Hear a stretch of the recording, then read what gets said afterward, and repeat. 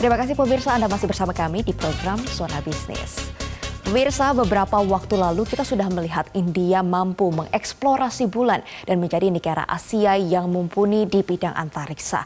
Lalu bagaimana dengan Indonesia? Sejauh mana kemajuan teknologi Indonesia? Rekan Anggi Hasibuan akan membahas soal ini dalam Metropedia. Pemirsa, kalau di Amerika ada yang namanya NASA. Di Indonesia, kita punya LAPAN, Lembaga Antariksa dan Penerbangan Nasional.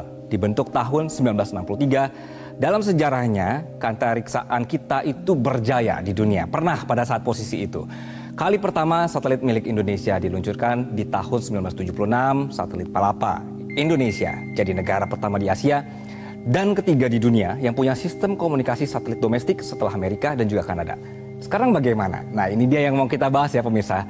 Dalam perkembangannya berat juga perjalanan keantariksaan kita. Biayanya gede banget. Oke, ini ada apa nih? Baik, kayaknya ada gangguan gravitasinya hilang pemirsa, tapi nggak apa-apa. Kita lanjutkan ya. Nah, jadi pemerintah itu ternyata punya rencana induk keantariksaan dengan rentang 2016 sampai 2040. Di antara target yang diimpikan kita adalah bisa bangun bandar antariksa sendiri atau peluncuran wahana antariksa, mau itu pesawat luar angkasa, satelit, atau roket. Tulisan yang Anda lihat misalnya di sebelah saya ini pemirsa, ini adalah dua lokasi yang disiapkan. Jadi satu di Biak dan satu lagi di Maluku Utara.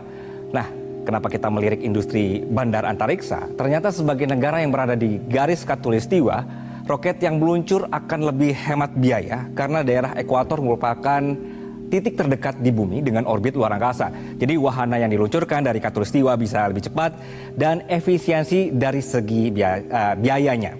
Nah, idenya kalau kita bisa komersilkan tempat peluncuran ini bisa jadi stimulus membangun teknologinya juga. Selain untungnya juga gede. Nah, diprediksi bisa $1 triliun per tahun pada 2040 untuk nilai ekonomi antariksa global. Wow, besar sekali ya. Nah, kemudian pemirsa, makanya memang perlu sekarang pemerintah untuk kembali menunjukkan kemauan untuk menghidupkan lagi dunia antariksa nasional. Kita akan coba lihat keluar pemirsa, ini ada informasinya juga bahwa sehingga kita perlu kembali ke blueprint rencana Indonesia pembangunan bandar antariksa, kemudian kegiatan komersial keantariksaan dan penggunaan atau penguasaan teknologi antariksa. Apalagi sebenarnya bentuk negara kita yang kepulauan juga sangat membutuhkan kemudahan telekomunikasi berbasis satelit, termasuk untuk pertahanan keamanan, cuaca, tanggap bencana, atau pemanfaatan lainnya. Jadi selain bisa mengambil potensi, bisa komersilkan lokasi peluncuran, juga bisa kembangkan satelit mandiri untuk kebutuhan dalam negeri.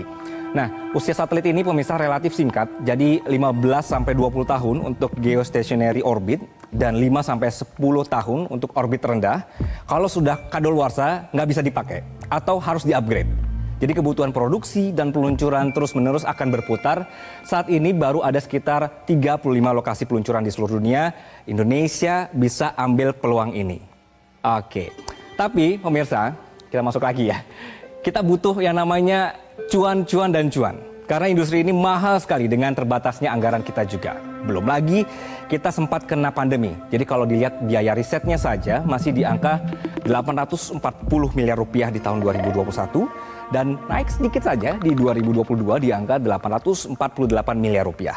Dan hitung-hitungannya BRIN, untuk membangun bandar antariksa itu butuh biaya sekitar 1-10 triliun rupiah. Wow, besar sekali. Tapi begini pemirsa, faktanya di tengah keterbatasan kita untuk mengeksplor, apalagi mengkomersialkan bidang ini, pemerintah pada tahun 2023 mengeluarkan aturan baru terkait penguasaan teknologi keantariksaan. Saya akan coba ajak Anda juga untuk melihat beberapa satelit ya. Misalnya akan kita lihat di jendela sebelah kiri saya pemirsa. Nah, Presiden Jokowi diam-diam menyiapkan teknologi roket buatan Indonesia. Kebijakannya ada di peraturan pemerintah nomor 7 tahun 2023. Dengan aturan ini, Indonesia punya aturan soal penguasaan dan perlindungan teknologi keantariksaan.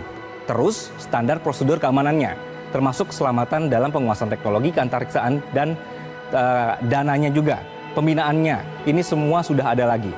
Ditambah lagi, aturan ini membuka peluang untuk dimantapkannya roket, kemudian satelit, aeronautika, dan penjalaran teknologi. Pemirsa, nanti banyak banget nih yang bisa dikembangkan. Bikin prototipe, bikin atau juga uji satelit, kemudian komando jarak jauh, peluncurannya juga. Jadi ilmu yang harus dikuasai nanti oleh kita adalah soal propulsi, kemudian juga aerostruktur, avionik, dan kendali terbang. Mudah-mudahan ini semua bisa terlaksana ya. Tapi sepertinya ini gravitasinya sudah mulai kembali. Nah, saya juga sudah bisa berdiri lagi. Kita ketemu lagi di edisi selanjutnya pemirsa. Sekian untuk Metropedia kali ini bersama saya Anggi Hasibuan. Jelajahi cara baru mendapatkan informasi. Download Metro TV Extend sekarang.